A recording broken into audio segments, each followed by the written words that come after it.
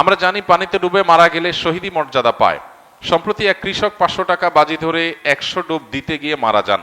এ ধরনের মৃত্যু কি শহীদি মৃত্যু হিসেবে গণ্য হবে? মোটেই না ভাই, শহীদি মৃত্যু এত সহজ না। 50 টাকার লোভে কোনো ভাই যদি 100টা ডুব দিতে গিয়ে মারা যান, আল্লাহ তাআলা মাফ করুন। এটা নেহায়েতই তার বিভ্রান্তি এবং ভুল পদক্ষেপ। আল্লাহ তাআলা তার বান্দাকে মাফ করে দিন, আমরা দোয়া করি। তার শোক সন্তপ্ত পরিবারকে আল্লাহ তাআলা সান্ত্বনা নসিব করুন। আমাদের জীবনে অনেকে এই ধরনের হেয়ালিপনা, অনেকে এই ধরনের পাগলামো করি। এই পাগলামো করার কোনো সুযোগ নাই। ইমানদারের জীবনের মূল্য অনেক বেশি। কারণ ইমানদারের জীবনের মূল্য কি? জীবনের প্রাইস কি? জান্নাত। ইমানদারের জীবনের মূল্য কি? জান্নাত। মানে জান্নাতের মতো সবচেয়ে ছোট জান্নাত যে জান্নাতি পাবে, সেও এই পৃথিবীর কমপক্ষে 10 গুণ বড় জান্নাত পাবে। এত বিশাল জান্নাত, এত মূল্যবান নেয়ামত যে জীবনের বিনিময়ে পাওয়া যাবে, সেই জীবন 50 টাকা বিক্রি করার জিনিস না। সে জীবন সামান্য একটু বাজি ধরে আমি ধ্বংস করার জিনিস না। সে জীবন কিভাবে বিলীন করতে হয়, সেই জীবন কিভাবে উৎসর্গ করতে হয়, এটা শহীদ শরীফ ওসমান হাদিরা দেখিয়ে গেছেন। এটা আবু সাইদরা দেখিয়ে গেছেন কিভাবে সে জীবন উৎসর্গ করতে হয় মানুষের মুক্তির জন্য। এই যে অন্যায়, এই যে অনাচার সমাজে হচ্ছে, আমরা সেটা বাধা প্রদান করার জন্য যদি বের হই, আমি বলছি না আপনাকে মাস্তানি করতে, আপনি সমাজের মানুষকে অন্যায় থেকে বাধা দেওয়ার জন্য কাজ করেন। এরপরে যদি আপনার উপরে চাপ আসে, বাধা আসে, জুলুম আসে, সহ্য করেন। যদি জীবনও চলে যায়, সার্থক, শাহাদাতের মর্যাদা লাভ করবেন। অতএব এই ধরনের বাজি ধরতে গিয়ে মারা গেলে শাহাদাতের মর্যাদা এত সস্তা জিনিস না। হ্যাঁ, এটা ঠিক যে হাদিসে আছে পানিতে ডুবে মারা গেলে শাহাদাতের মর্যাদা পাওয়া যায়। সেটা কে? অ্যাক্সিডেন্টলি যদি কেউ পানিতে ডুবে মারা যায়, এটা তো অ্যাক্সিডেন্টলি মৃত্যু বলা যাবে না, বরং এটা নিজেকে বিপদের দিকে ঠেলে দেওয়া বলা যায়। আল্লাহ তাআলা বলেছেন, ওয়ালা তুলকু বিআইদিকুম ইলা তাহলুকা, তোমরা নিজেদেরকে ধ্বংসের দিকে ঠেলে দিও না। এটা ধ্বংসের দিকে ঠেলে দেওয়া। আপনার নিশ্চিত কষ্ট হবে, বিপদ হবে, জেনেও সে কাজটা করা আপনার জন্য জায়েজ নাই পার্থিব কারণে। হ্যাঁ, আল্লাহর সন্তুষ্টির জন্য, আল্লাহর রাহে, আল্লাহকে খুশি করবার জন্য যদি আপনার জীবন যৌবন সবকিছু দিয়ে দিতে হয়, এটা সার্থকতা। এটা সার্থকতা, কারণ এর বিনিময়ে আপনি জান্নাত লাভ করবেন। তো যাই হোক, আল্লাহর বান্দা, তার ফয়সালা আল্লাহ তাআলাই করবেন। আমরা দোয়া করি আল্লাহ তাআলা তাকে মাগফিরাত নসিব করুন। আমরা দোয়া করি আল্লাহ তাআলা তার শোক সন্তপ্ত পরিবারকে সান্ত্বনা নসিব করুন। তবে এই ধরনের কাজ কারো করা উচিত না। এবং যারা বাজি ধরেছে তার সাথে, তাদের ব্যাপারে পুলিশি তদন্ত হওয়া উচিত। যে একজন মানুষকে 50 টাকার বাজি ধরে 50 টাকার লোভ দেখিয়ে বা যেভাবেই হোক এভাবে 100 ডুব দেওয়ার জন্য এরকম রিস্কি কাজের মধ্যে ঠেলে দেওয়া, এটা আদৌ তার কোনো এটার পেছনে কোনো দুর্বিসন্ধি আছে কিনা, বা এই ধরনের হেয়ালিপনা সেই বা কেন করলো, এটা জবাবদিহিতার আওতা আনা উচিত। মানুষের জীবন এত সস্তা না। অতএব আমরা কোনো অবস্থাতে এই ধরনের হেয়ালিপনায় যাব না। এরপরের প্রশ্ন হলো, কেউ যদি হাঁচি দেয়, জোরে আলহামদুলিল্লাহ বলে, কোনো ব্যক্তি যদি সেটা শুনতে পায়, হাসির জবাব না দিলে কি গুনাহ হবে? খুবই সুন্দর একটি এবং দরকারি একটি প্রশ্ন। ইসলাম আমাদেরকে অত্যন্ত দারুণ শিষ্টাচার শিখিয়েছে এবং সামাজিক এবং পরম সৌজন্যতা বোধ সম্পন্ন মানুষ হতে শিখিয়েছে। অন্য কোন সমাজে, অন্য কোন সভ্যতা ইসলামের মতো এত বেশি আপনাকে সৌজন্যতা বোধ সম্পন্ন মানুষ হতে শেখায়নি। যেমন কেউ যদি আপনাকে সালাম দেয়, আসসালামু আলাইকুম ওয়া রাহমাতুল্লাহ, আল্লাহ বলেছেন, ওয়াইদা হুয়্যিতুম বিতাহিয়্যাতিন ফাহাইয়ু বিআহসানা মিনহা আও রুদ্দুহা, তোমাদেরকে কেউ যদি কোনো ভাষায় অভিবাদন জানায়, সালাম জানায়, তাহলে তুমি সে যতটুকু দিয়ে তোমাকে অভিবাদন দিয়েছে, সৌজন্যতা ভদ্রতার খাতিরে তিনি তোমাকে সালাম দিয়ে দোয়া করেছে, তুমি চুপচাপ থাকতে পারো না, তোমাকেও জবাব দিতে হবে পাল্টা। এবং সেটা তিনি যা বলে দিয়েছেন কমপক্ষে অতটুকু, বরং তার চাইতে বেশি দেওয়া উচিত, না হলে কমপক্ষে যতটুকু বলেছে ততটুকু। কেউ যদি বলে আসসালামু আলাইকুম ওয়া রাহমাতুল্লাহ, তুমি চুপ থাকলা, তুমি গুনাহগার হবে। কেউ যদি আসসালামু আলাইকুম ওয়া রাহমাতুল্লাহ বলার পর জবাবে যদি আপনি বলেন ওয়া আলাইকুম আসসালাম, শুধু কমায় বলেন, তাহলে আপনি গুনাহগার হবেন। তিনি যতটুকু বলেছেন কমপক্ষে ততটুকু বলতে হবে, পারলে বাড়িয়ে বলবেন। তিনি ওয়া আলাইকুম আসসালাম আসসালামু আলাইকুম বললে আপনি বলবেন ওয়া আলাইকুম আসসালাম ওয়া রাহমাতুল্লাহ। তিনি যদি বলেন আসসালামু আলাইকুম ওয়া রাহমাতুল্লাহ, তাহলে আপনি বলবেন কি? ওয়া আলাইকুম আসসালাম ওয়া রাহমাতুল্লাহি ওয়া বারাকাতুহু। অনেক ইমামদের মতে এরপরে মাগফিরাত ইত্যাদিও যুক্ত করা যায়। আলবানী রাহিমাহুল্লাহ এরকম একটা কথা বলেছেন, যদিও বিশুদ্ধ মত অনুযায়ী অবারাকাতুহু শেষ, এতটুকু। যদি কি অবারাকাতুহু বলে, তা আপনি অতটুকুই বলবেন। এটা হলো সৌজন্যতার শিক্ষা, যে আপনাকে একজন সালাম দিল, অনেক লোক আছে অহংকারী, সালামের জবাব শুনে মাথা ডুলায়, দুইটা ঠোঁট নাড়ালে হয়ে যায়, সেখানে আস্ত মাথা নাড়াচ্ছে, কোনো যুক্তি আছে?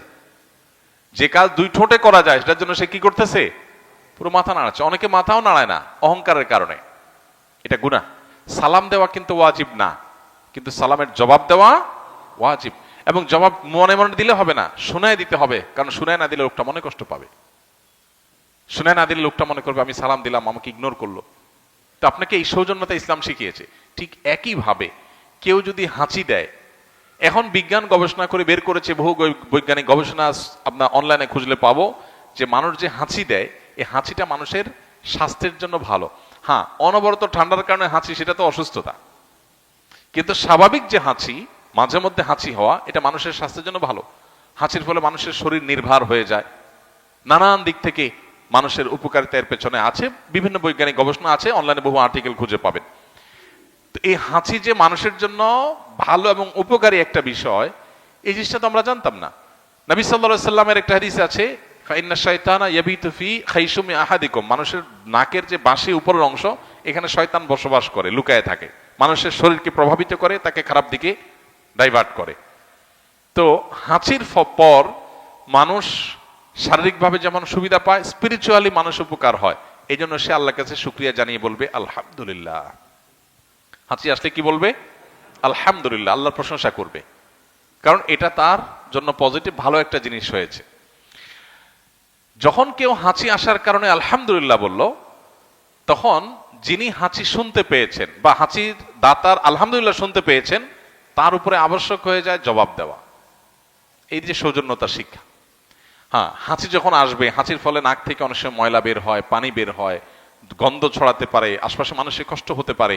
সেজন্য আমাদের হাঁচি বিভিন্ন উপায়ে আমরা সেটা যাতে অন্য পরিবেশকে নষ্ট না করে, অন্য মানুষকে নষ্ট না করে, সেজন্য আমরা হাতে, নিজের কাপড়ে, অন্য কিছুতে, টিস্যু বা কিছু দিয়ে আমরা হাঁচি দেবো। সেটা তো অবশ্যই পার্ট অফ সৌজন্যতা, সেটা আমরা করবোই।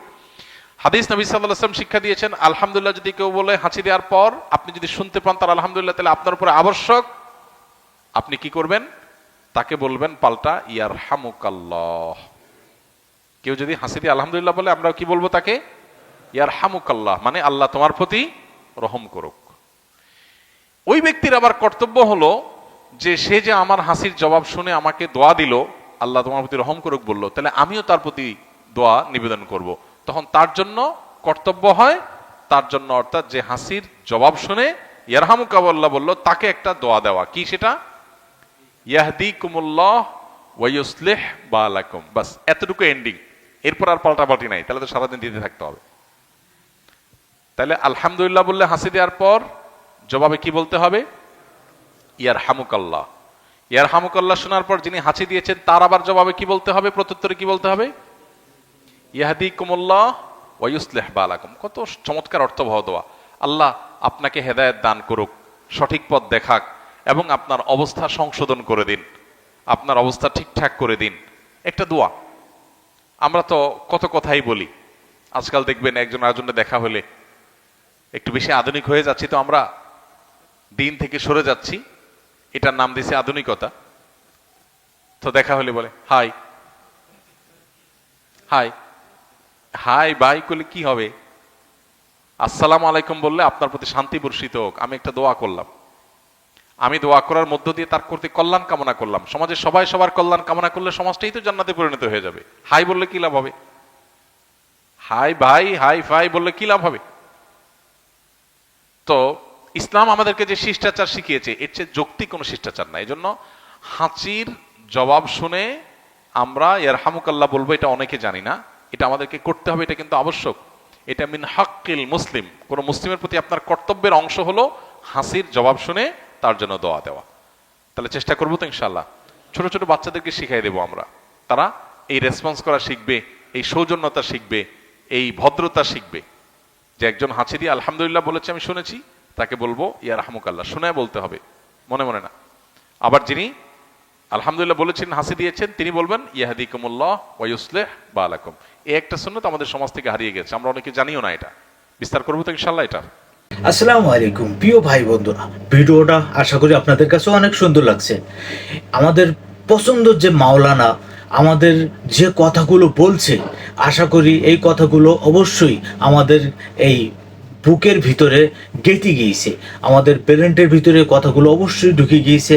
তা আশা করি আমরা যারা আমার এই ভিডিওগুলো যারা শুরু থেকে লাস্ট অব্দি দেখছেন, অবশ্যই ওই ভিডিওর মাওলানা, আমাদের পছন্দের মাওলানার যে কথাগুলো অনুযায়ী আমরা অবশ্যই পালন করব। আর একটা কথা সবাইকে কথা দিতে হবে, 5 ওয়াক্ত নামাজ, 1 ওয়াক্ত কেউ কাজা করবেন না, কেউ ছাড়বেন না, ইনশাল্লাহ সবাই 5 ওয়াক্ত নামাজ পড়বেন। আর আমাদের এই নিত্যানিত্য ভিডিও পাওয়ার জন্য আমাদের চ্যানেলটা সাবস্ক্রাইব করে আমাদের পাশে থাকবেন। আশা করি আপনাদের আমার এই ভিডিওগুলো অনেক সুন্দর সুন্দর ভিডিওগুলো আপনাদেরকে অনেক ভালো লাগে।